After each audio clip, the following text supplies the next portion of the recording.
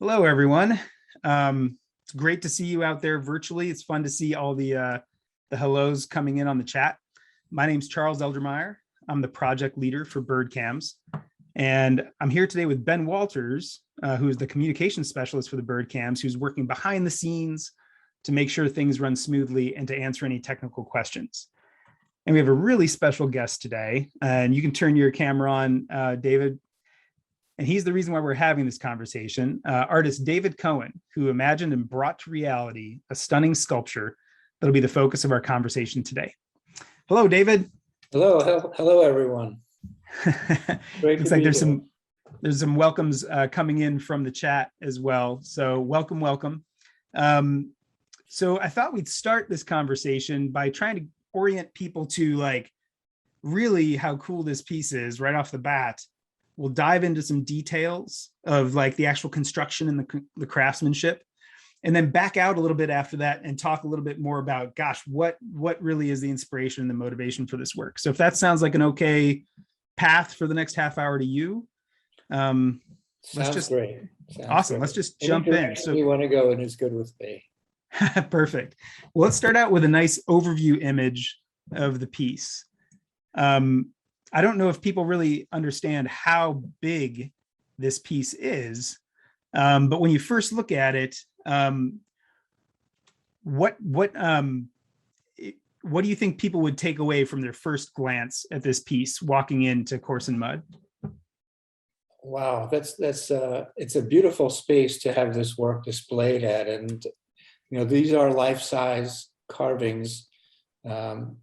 Which was what my intention all along, and to see the whole thing come together from something people have only seen on camera during the bird cams, I think is a great experience, just to walk into Corson-Mudd in the atrium and then approach this work and see it, at a height and a level where they can actually look down on it as if they were standing above the nest and that experience, I think, is a great one. Maybe if we can go to the next slide, this gives people a little bit more an idea of just how big this piece is, and that it's not just the birds. I think for a lot of people, when they think of a bird sculpture, they would think of a single sculpture, of whatever it's made out of. And I don't know if you wanted to just give a sense of what you of like, this is a much bigger thing than just a carving of a bird, right?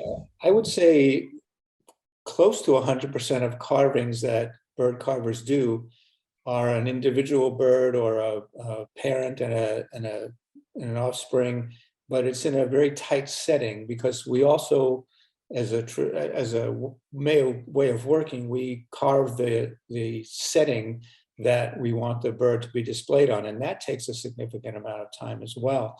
So we don't usually have scenes that are done to replicate a familial setting like this. Is always, one dominant thing. And when I conceived of this work, it was really meant to bring people, hundreds of feet up into what we've been viewing all these years, and to share the experience that was happening. I think for me, one of the things I learned while watching the cams for so many years was how much communication was going on between the Big Red and Ezra and the chicks as well, and this nonverbal communication that goes on between them is really, really significant. And that's kind of what I wanted to capture. I wanted to capture the fact that these aren't birds that are static and just standing there doing nothing, but there's a eye contact being made between the chick and Ezra, and Big Red watching Big Ezra's reaction. And it's really, it's nonverbal communication, and it's really, really significant for me. That's an excellent dive in. And we did already get one question from the audience. What season was it that really made you, that you mentioned at least one time that this particular moment that you wanted to capture? Do you recall what season that was? This was in 2016. Okay. And for those of you out in the audience who may not have even seen the Cornell Hawks cam when Ezra was still present prior to his death, this is a short video of some of the highlights from, this would have been from the 2013 season, which he had a lot of great screen time, and you can see, I think that for many people, they don't necessarily think about the male bird in a nest being, such a caregiver. And I don't know if you wanted to touch on that at all either, David.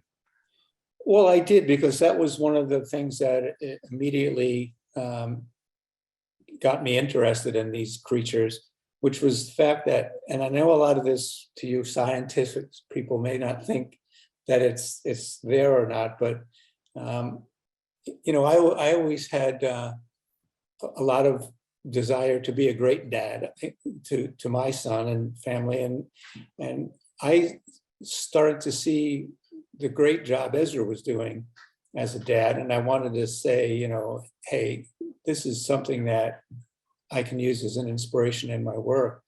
And that it was really about the parenting part of it, and the interaction that he had in this whole process of raising the kids, and being part of the whole thing.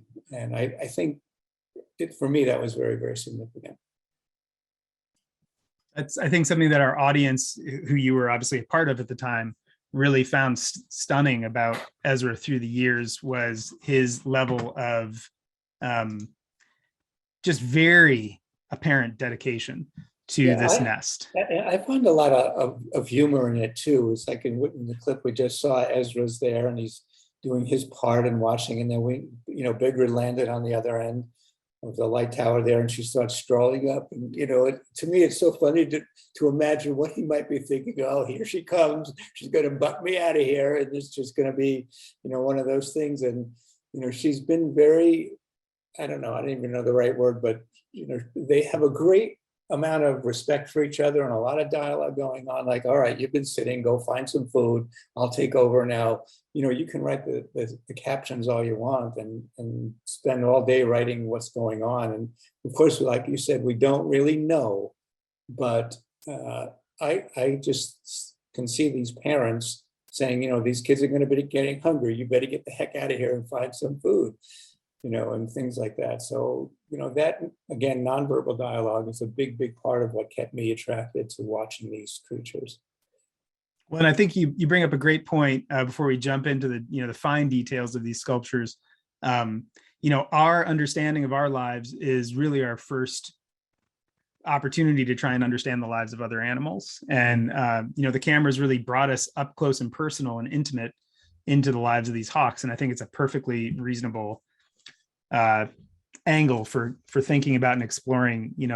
They're faced with many of the same pressures we do in our world, and I think it's totally a valid way to look at it. So We've had a lot of conversations about this, in case the audience can't tell, but we've had some great conversations about what's going on in these birds' heads.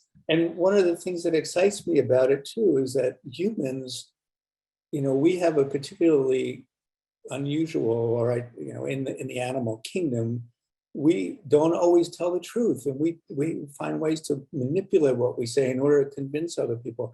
And that just does not take place with Ezra and Big Red. There's just no, we can't know for sure, but I can't believe that what you see is what you get. This is it. This is what they want to do. This is what they're trying to accomplish. There's no agenda, and that's always been real important for me as an artist and as a person, to be able to just put out what you mean and not try to manipulate the truth, not try to hide things, not try to lie about things. It's a really great lesson, I think, for all of us.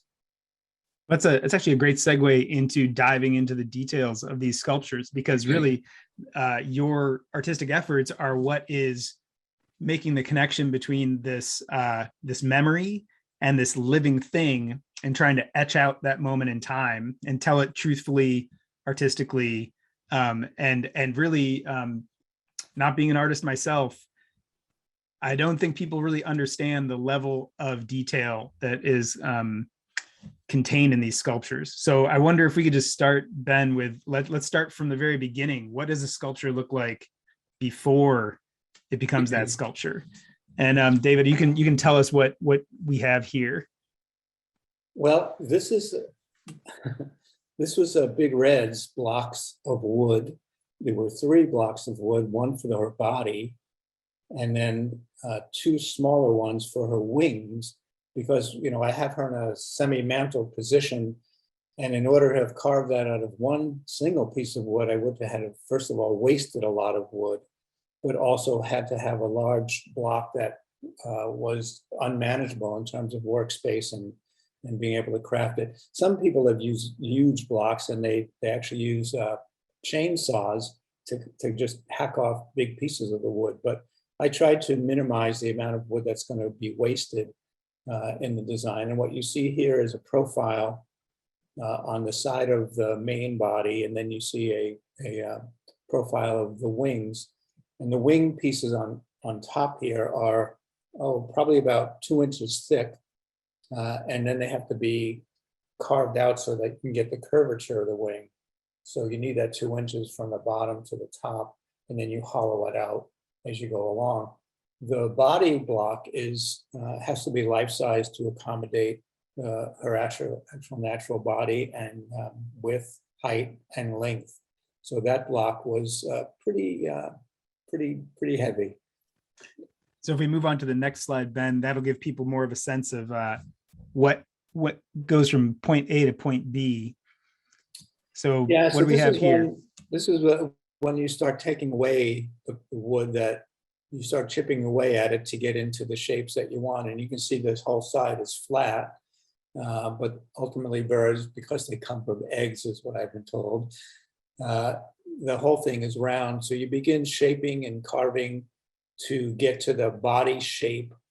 And this is where you can't really go too far, but you can define the outer roundness of the different parts of the body. And the tail part, go ahead. Sorry, I was saying, you'd said that you used Tupelo wood for this, correct? That's correct. And is there a particular reason why Tupelo wood? Is that a wood you always find best for carving, or is it just one of a number of woods that you like to carve with? There's two woods that are primarily used in carving: basswood and also Tupelo. I like Tupelo because it's a very dense wood that, when you get into the fine details, it doesn't leave a lot of powdery residue. So when you start getting into the texturing aspect, burning the barbs of the feathers, and trying to make very thin feathers one on top of another, this wood cleans up very, very nicely. Nice. And how long have you actually been carving wood for? I can't tell you that. I mean, you don't have to reveal your age or anything. Yeah, right. No, but suffice to say, it's been for some time. It's been for some time. That's great. So I didn't mean to interrupt you earlier. There were a lot of pieces of wood that went into the trash. Well, I didn't mean to interrupt you. You were talking about how you needed this length to also get a particular thing for the tail, all the way from the head to the tail. And this is the actual size of a red-tailed hawk, right? So we're talking, think of a couple of big number 10, like tomato sauce cans, big ones. Well, that's about the size. This is about 2 feet long from head to tail, just about 2 feet. Yeah. In diameter, her chest is, I'm going to say 7 to 8 inches, somewhere in that. I don't know what the circumference of 7 to 8 inches in diameter would be, but I'm sure there's some mathematicians in the audience that'll get it figured out before the end here. Well, so we go from this fairly macro look, and I thought it'd be fun to start with actually something that's not talked about, which is the fact you also designed what the entire nest might look like. So I don't know if we could pop over to the nest slide there, Ben. Yeah, so I went through my process in doing this whole project was a little, I had a very general idea of what I wanted to do, but I didn't really work on this actual nest and stand until the very end, till I had already completed the birds and the chicks. I kind of knew what I wanted to do, and then I really started putting together a base, which was the black part that you see there, just to hold everything. And then I kind of, pretended I was like a little bit like Ezra and Big Red, and I started bringing in one stick at a time and piling them on one after the other. And I want to say one thing about how you go through this process. When I was learning to draw, my teachers said, if you want to learn to draw well, you have to learn to see. And that's really, really true. You have to keep looking at things. And then when I started doing natural things or made things made in nature, whether it's plants or flowers or fruit or birds for that matter, things that nature creates are so incredibly complex and detail oriented that the more you learn to see, the more time it's going to take you to replicate it in your art. So a nest was this kind of the same exercise where I kept looking and looking at pictures of nests and how they put it together and what they do. And then I said, I have to come up with some solution for how am I going to make this, believable as a nest. And I started building a base coats, and then I started looking at the nest over and over and over and over and over again for hours and days. And finally decided, I can't really fabricate this in a way other than to gather a lot of sticks and materials that we see and then start putting them together that way. And that's kind of what I did.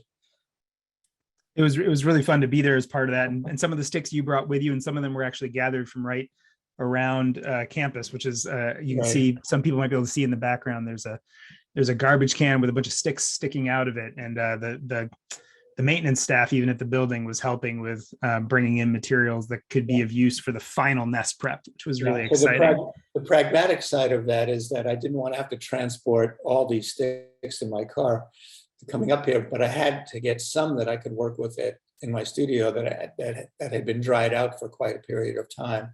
And then the other side of it is I really wanted to have some authenticity to, the sticks around campus to be in the scene. So if we jump from maybe the biggest detail of the scene and the actual setting for a couple of Hawks, we can actually jump down to one of the smallest, finest details, and that would be the talons. And so this is looking as the bird's being unwrapped. And I wonder, Ben, if we could click over to the next one just to get a closer up on those talons. Yeah. And so do you want to share anything about these talons or why there's metal coming out of the feet? Sure. So this whole thing is from a non-artistic point of view, this is a very engineered construction as well. And those, when you look at the whole scene, it appears that Ezra is standing in the nest the way he normally would, but these talons would be pretty difficult to support the weight that this piece has. It's pretty heavy, being solid wood the way it is, and talons, at least that are made of tupelo wood like these are, the same kind of wood of the whole sculpture, they're very fragile. And I wasn't going to just risk having the sculpture stand on its feet. So I came up with this method of anchoring these steel rods into the body. And then I had to do the arithmetic and figure out how high above the nest was going to be and how much of this can go into the base. But he's actually supported, his whole body is supported by the metal rods that you see. And then figuring out how many branches are going to be below the talons and all that. You got to really do the engineering part of how this works. So those metal bars go all the way deep into his body, and they support him standing. And everything has to be calculated from the length, the strength, the weight, to the angle that he's going to be standing at. And for that, I had to study a lot of photos too to see how his natural stance were and where those rods had to be inserted into the body. It's quite a little bit of a challenge and unique to this project. I was going to say, and it's probably not something that anybody who's looking at this for the first time would have actually known from looking at it so skillfully. Is all that kind of like hidden from view? Right. It very much looks like this bird is perched, and we'll come back to an image of this. It's very much like an armature in any other kind of sculpture where somebody has an internal support system. That's what it is. So something I think everyone's gonna be really excited to see is a close-up of some of the feathers on these birds. And so Ben, maybe if we could click to the first feathers, which is a shot looking at the face of Ezra. And then I think the next shot might be even more interesting because we can talk about both the individual textures of those feathers, but just how much layering there is across these. So I don't know if one of those two shots, David, is a better starting point for talking about the feathers, but that looks like an incredible amount a very finely detailed work of every single square millimeter of this sculpture. Am I right? You're absolutely right. It's incredibly intense, and defining the feather groups is an early part of the process, but then getting them, meaning, each group that you see there has to be represented correctly, but then the layers have to overlap correctly. And this is where the good wood comes in, where you can actually build all these layers up one at a time and overlap everything to get from feather groups to individual feathers.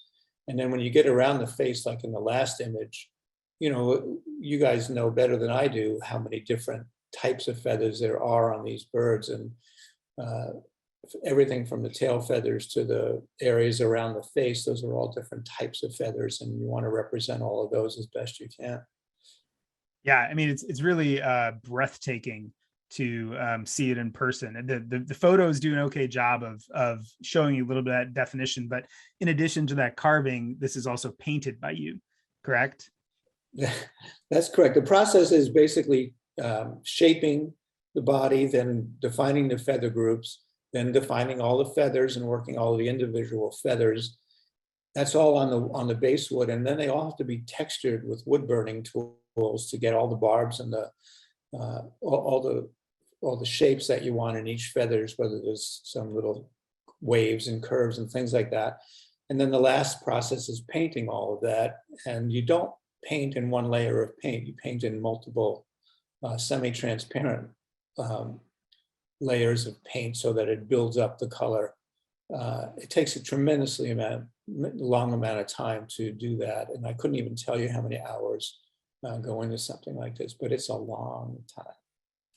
And you worked on these pieces for basically 3+ years, right? I mean, maybe not full time, but that you've been working and conceiving. Over a period of 3.5 years, going back to it. And, I didn't work on it 40 hours a week, in that sense, but, most days had some work put into it.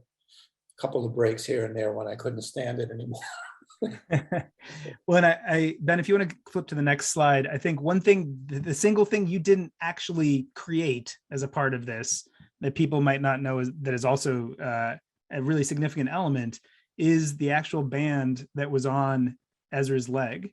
And there was a question earlier about this band. How did we get it? How did we hold on to it? Well, after Ezra's death, the Cornell, basically the vet school, the Wildlife Health Center, reached out to us and asked us if we wanted the band back. And we said yes. And it's been sitting basically with us until this moment that we were able to come and put it on the leg of that Ezra carving. And that was a pretty cool moment. And I was glad it fit.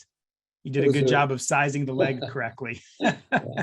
It was very exciting for me. And it was a whole layer of inspiration just knowing that we were going to be able to do that. And I remember when we were back at the migration celebration in 2017, I think, and we spoke initially about it, would we be able to get the band and use it on the sculpture? And I was so delighted that you guys were open to that idea.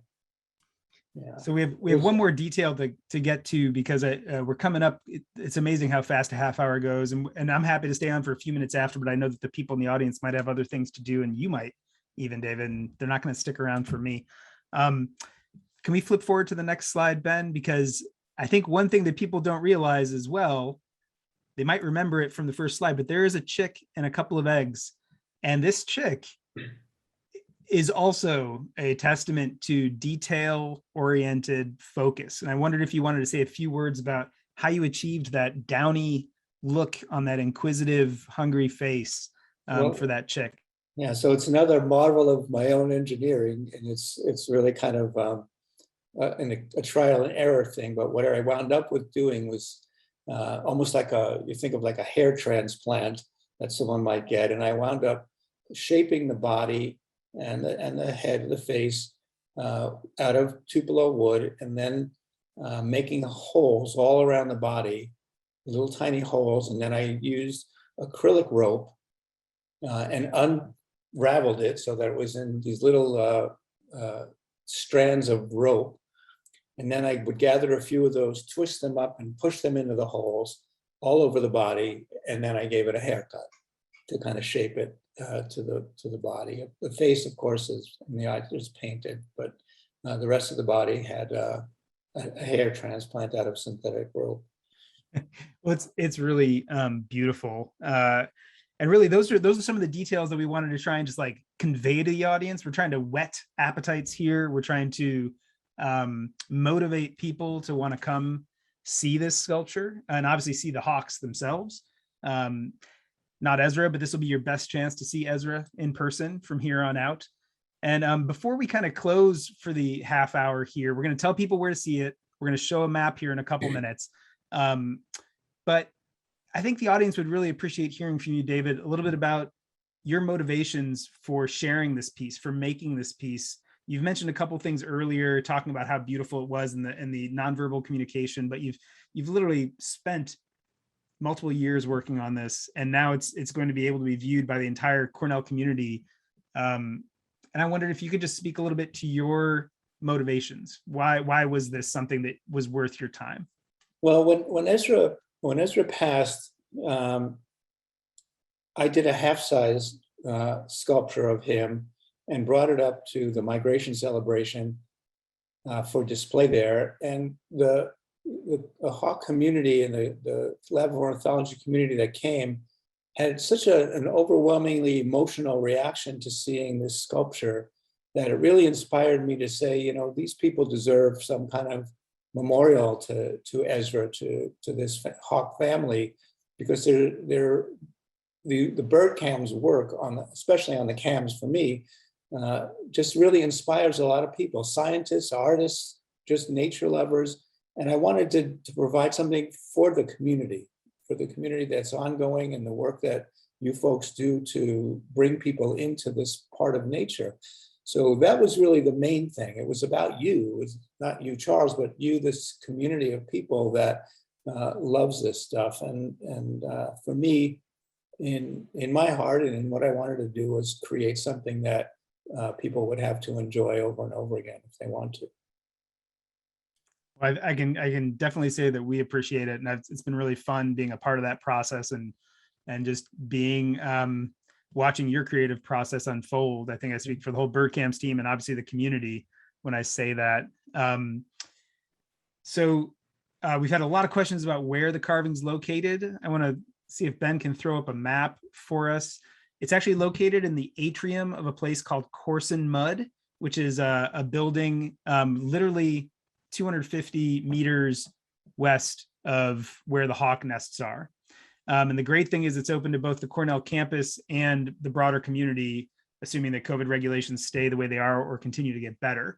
It's essentially in a vast open space that that really it is the centerpiece of. And that room serves as a sort of social point for lots of different seminars, thesis defenses, dissertation defenses, invited speakers. All of those things convene for both the Department of Department of Ecology and Evolutionary Biology, as well as Neurobiology and Behavior, kind of all sort of start in that place. And so it gets massive exposure to the Cornell community, but it's open to the entire community, and it's right down the street from the Hawk nest. So anyone making a pilgrimage to campus to see the Hawks themselves, you are a stone's throw from this sculpture, and vice versa. So the hours from Corson-Mudd can vary. So I plan on just checking the website, both for COVID regulations and for any different hours that might be posted. And I'm just looking through my questions here really fast. You know, we're just over a half hour right now. And I think that there was one question that I think might be just a fun little jab. It's a little bit of a non sequitur, but someone's a beginning carver. And since you can't really comment on just how long you've been carving birds, their question was, what might be a recommended bird to carve first? And I don't know if you can recommend necessarily what bird to carve first, but you might be able to remember the first bird you carved and whether that was a good choice. And that might be a fun place to leave this conversation. Well, I started with songbirds, And any bird that you love or inspires you to want to play with it for a while would be a good place to start. I did a pair of Carolina wrens together. That was my first carving, and I did those by hand mostly with knives. I didn't use any power tools in that way. So carving by hand without any power tools is certainly a very good way to begin, because it'll give you a sense of, like I said, with drawing, teaching you to see. Every time you take a little piece of wood away, it's going to take a long time to do it with those knives, and doing it by hand with hand tools like that. I don't use hand tools very much anymore, except for the texturing and the more detailed parts of it. I do mostly power carving now, but a great way to start is with hand tools and doing small songbirds that you really like. And you need to learn how to paint them too. So there are another way, if you're really starting, there are lots of sites out there that sell bird carving tools, and they sell reference books, and they also sell modeling kits. So you can buy kits that are, some of it is already carved out, meaning it's shaped, the first level where you're just trying to shape the body. So if you look for any of those suppliers, you can find beginning kits that people can use as well. Probably fun to think back to those Carolina wrens. It probably seems like a long time ago. And actually this question, I think, is a perfect one to take us out on. Make sure you stick around. We're going to share David's Instagram, which is Ornith Artistry, one word. You can see some of his work there and communicate with him directly if you'd like. We had a question from the chat about how long the sculpture is going to be in place, and currently there's a 3-year agreement for it to be there, with the option for it to stay longer if that makes sense for everybody at that point. So this question came in from the registrations. We asked people if they had any questions or comments, and we had a couple thank yous for you in terms of comments, but I thought this was a great question. Once they take shape and color, do your carvings feel to you like they come to life? Beautiful work and tribute. Thank you. Any thoughts on that? They do. They definitely do come to life, because most of my work, not most of it, but all of it, I try to place in some kind of a natural setting. Like I have a Baltimore Oriole feeding an offspring, a moth. And once I've completed it, what you look at is the actual, the juvenile looking up with its mouth open, and the parent hovering over it with a moth in its mouth. So, my intention is to make them have as lifelike settings as I can possibly recreate. And I focus on that a great deal. So that is what I want to do when I do them. Yeah. Well, thank you for keeping Ezra alive, I think, to this whole community, those who knew him and those who may get a chance to know him, in something other than the videos that we've preserved as well. And I think I speak for everybody here reading the chat, which we'll send along to you after this. Thank you so much. Well, before we go completely off, let me say thank you to you and to Ben and to Miyoko and all the folks at Cornell Lab of Ornithology and the whole bird cams world for inspiring me and for leading me into this whole world that I could never appreciate this much without you. So thank you. Wow, that's really great. Well, you're welcome, and thank you very much for the really kind words. It's just really, this is when we started this 10 years ago. I didn't know what would come of it, and now there's literally something that could very well outlast us all and inspire people. When videos seem like old hat, sculpture will still blow people away. So thank you, David. Thank you to the audience for coming.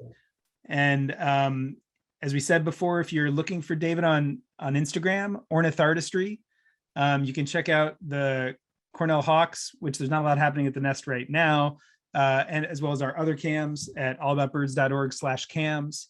And I just want to thank everyone again for showing up, for sticking around a few minutes over. It was just too much fun letting you talk, David. I didn't want to interrupt you. So I thought, let's just go a little long. So thank you, everyone. Be well, stay safe, and let's root for the Hawks again in a few months. Take care, all. Bye-bye. Bye-bye.